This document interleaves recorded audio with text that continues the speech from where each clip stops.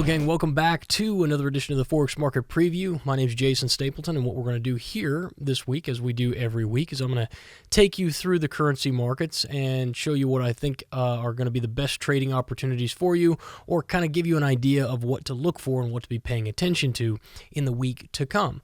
Now, if this is the first time that you're joining me, thank you so very much for doing so. We have about 28,000 subscribers now to the YouTube page and a massive amount of valuable content for you all. So if you're looking around and you've been looking for a place to get some honest feedback and just some real knowledge on the currency markets and on trading in general, then this is going to be the place for you. So if you like this video, if you like the other stuff that you see, please subscribe to the YouTube page and make your way over to tradeempowered.com, and don't forget to sign up for the Forex Market Preview video, which will be emailed to you each and every week if you so choose. So, and of course, I'd shout out to all of you all who are members of the Senate, or members of the Forex Market Preview already, who already sign up for that, who come back every single week for this video. I really appreciate it, and thank you. I do this show for you, so I do this video for you guys.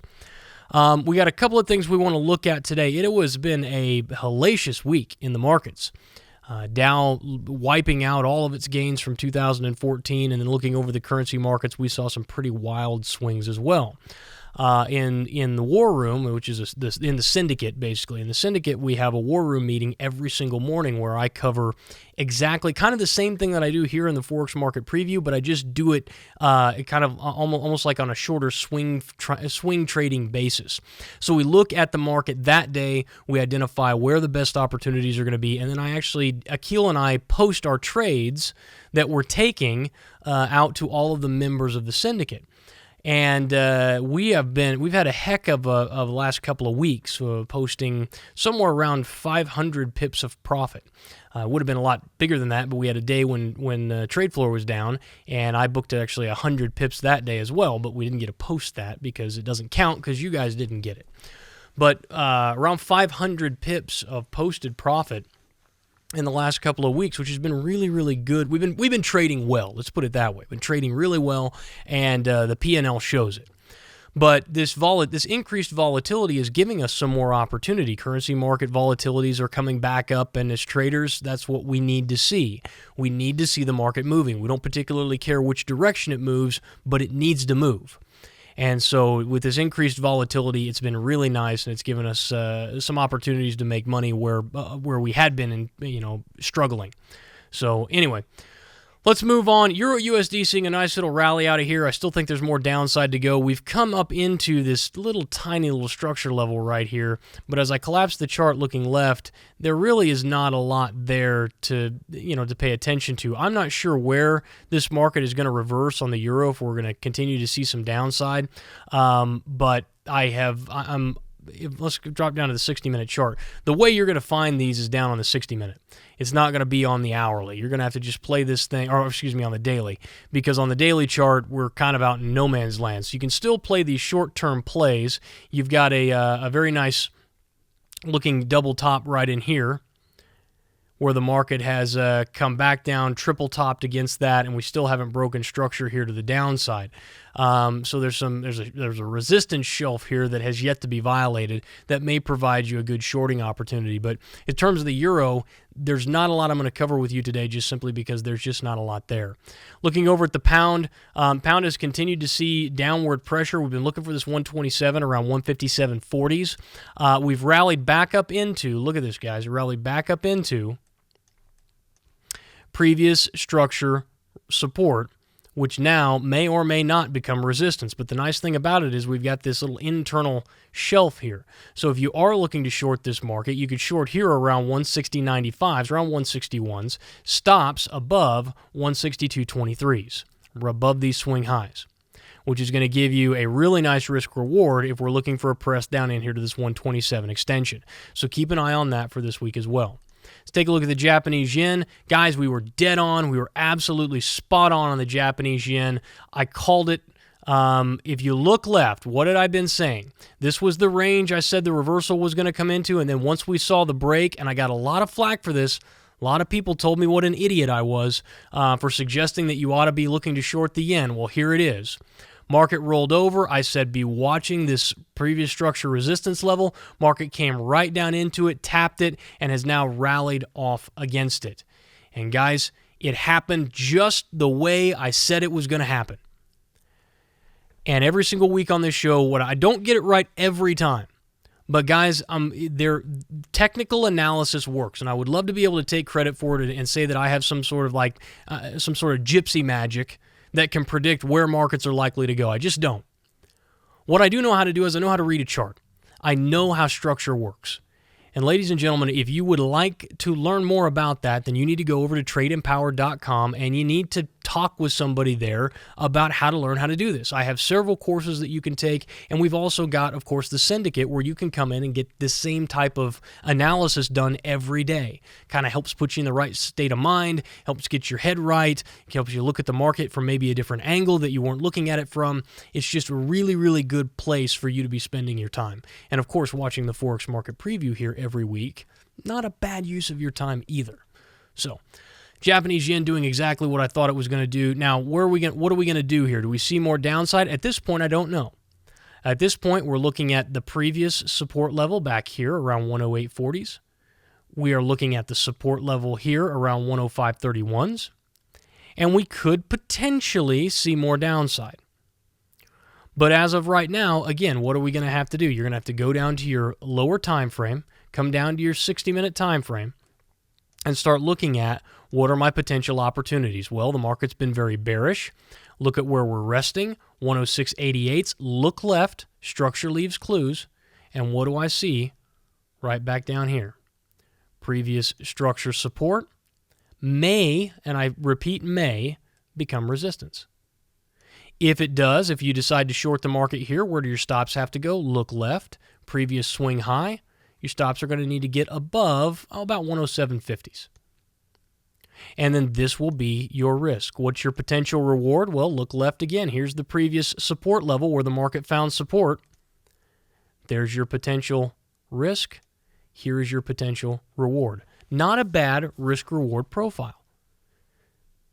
And if you play these simple structure plays, ladies and gentlemen, I mean, we could talk a lot about advanced pattern formations, and I can wow you with all kinds of stuff relating to Fibonacci levels and extensions and retracements and creating these interesting patterns or showing you these interesting patterns that exist in the market. But fundamentally, when we break it down, it's all about structure, support, and resistance.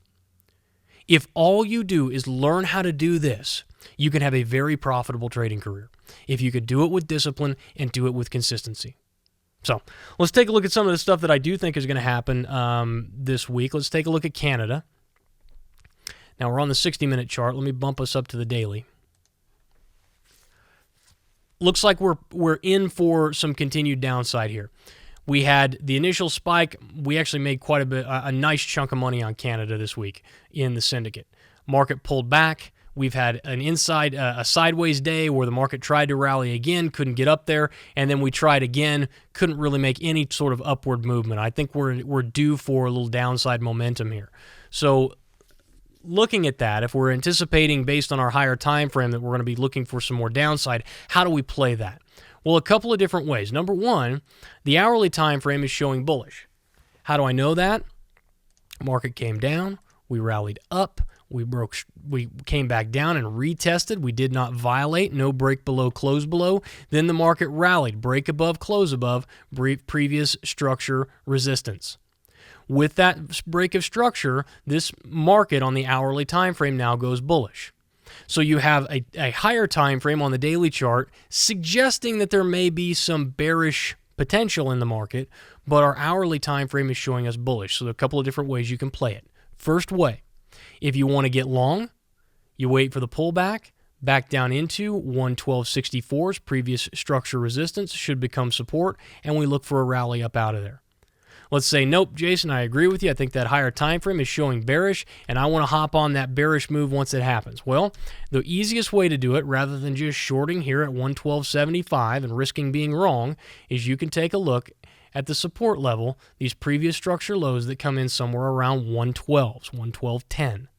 And you can take 112, You can 112.10. You can subtract 2 or 3 pips, call it 112.04. Or if you want to get really crazy with it, you can get under the 112 handle at around 11.96s, and you can place your buy stop or your sell stops, right there. What that will do for those of you who are new to trading is that when the market breaks and we touch 111.97, a market order will be issued to get you short. What you're playing off of here, ladies and gentlemen, is you're waiting for the market to confirm future downside momentum, and it will do that by breaking the most recent structure level to the downside. That is the safest way to look for a shorting opportunity. And there may be half a dozen other things that happen in here. We may get a double top, bearish divergence. Who knows? We may rally all the way back up in here. I may be able to take this Fibonacci inversion here, swing low to swing high, and back down in, and I may look for my 1618 extension here around 113.07s, and I say, well, hey, if we can get up into 113.07s at the 1618 extension, if we just go straight there, I'll go ahead and short them right there. With the anticipation that the market is going to be overbought at that time, will have exhausted itself, and we'll be looking for a move back to the downside. And I ought to be able to get a downside move back into basically that previous structure resistance level. So, a lot of different ways that you can play this. My point being is that there are many ways to trade this as you can possibly come up with. What do you always want to make sure of? That your risk reward is good and that you're playing in the direction, you're trying to play in the direction of the momentum move. So, again, several different ways you can do it. And some people will buy them up here and they may be right. Some people will wait to short here and they may be wrong. There's just absolutely no way to tell. What you do have to do is plan your trade, make sure you've got a good risk-reward profile, and make sure you've tested the strategies to make sure to know how effective they are. Because, guys, if you get a strategy that's, let's say, right 60% of the time, I'm going to tell you what, you got a great strategy there. If it's right 60% of the time and you get at least a 1-to-1 risk-reward profile, that's great. That's a great strategy. The problem is it's wrong 4 out of every 10 times. And you don't know when those 4 are going to come. You may get 18 winners in a row, and then you hit loser, loser, loser, loser, loser, loser, loser, loser, loser, loser, all in a row. The numbers will eventually work themselves out, but a system that's 60% accurate doesn't mean that they always come 6 winners, 4 losers. And the biggest struggle for traders is emotion. And what happens emotionally is that a guy gets involved in the trade, he gets involved in the system. He does not sure what, the dispersion of win to loss is. He's not sure what the profitability of the system is. He's not sure exactly which pairs or which particular currencies or markets his particular strategy works best on. And so he just gets out there and starts throwing money at it. And it will work fine. As long as he's making money, it'll be great. But the second he starts to have a drawdown, the second he starts to go into a losing streak, he'll start to question, well, is the system broken down? It was working last week and now it's not working and I don't know. He doesn't have any ammunition. He doesn't have any facts. He doesn't have any figures to back up and to reinforce his psychology during those downtimes. And so what happens? Well, he changes the trading strategy. He casts it aside and goes to get another trading strategy. Something else that promises not to give him any pain. And ultimately, he ends up bouncing from system to system, from time frame to time frame, looking for something that doesn't exist. It's a discipline issue. But once you understand what it is that you're trying to do and you understand ebb and flow of the market, things get a lot easier. So, I'm getting short on time here. Let me look at a couple of other ones. EuroCAD. This is somewhat of a exotic, if you want to call it an exotic pair, but because the spreads are a little bit wider, so day trading these doesn't make a lot of sense. But as you can see, we came into, why did I have EuroCAD on here? Came into the support level. We rallied out of that. Oh, I remember why. Look left. Here's the most recent resistance level, and we've come right back down into it. So, guys, a potential opportunity to get long for some trend continuation to the upside against that previous structure resistance level. Let me go down to pound yen. And this is the last one we'll look out for today. Pound yen. Pound yen held the structure level. Huge down. We made a lot of money, like around 250 pips on this move, on this downward move. It was a fantastic move for us last week. Or was it? I think it was last week. Coming into the support level, looking for a rally. Look for this rally around 173.30s. Look left, you've got previous structure resistance there. There's actually a lot of suggestion, you going all the way back here, that you might see some resistance at that level. If I bring in my Fibonacci retracement, let's just see if we've got a retracement. Yeah, we got a 382 coming in just underneath that at 72.90s. 172.90s, excuse me. So if that market can get up into that level around 173.22s, you can look for some shorting opportunities there for a trend continuation to the downside. So I know I went fast today, guys. I tried to throw in a little bit of training. The last week's episode was really more of a training episode that talked a little bit about the structure, the ebb and flow of the markets, previous structure support equals resistance, and how you begin to read some of that stuff. On the YouTube page, there is a great free training. It's a free seminar I held called Into the Gray. I would highly suggest that you watch that if you have an interest in this type of stuff, because it will help you immensely. There's also a free trading strategy called the 2618 on that show, on there as well, that you can get after, and it's just based purely off of structure, simple double top, double bottom. You'll be amazed at how easy the strategy is, and how effective it is. So have a look at both of those. And I will be back here next week for more great training and insights. Until then, good luck, good trading, and I'll talk to you soon.